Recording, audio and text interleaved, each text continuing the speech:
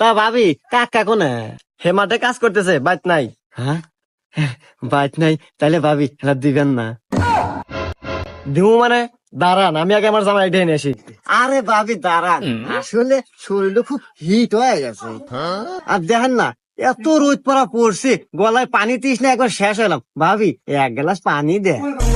ও, হে তাহলে ভালো করে বুঝা করা যায়। দাঁড়ান, আমি পানি নিয়ে আসতেছি। এ কি ভাবি রে, একবার আষাঢ় মাসের আম দিয়ে দুধ এক আমার লাগবেই, যে ভাবি ওই। এই নেন স্যার।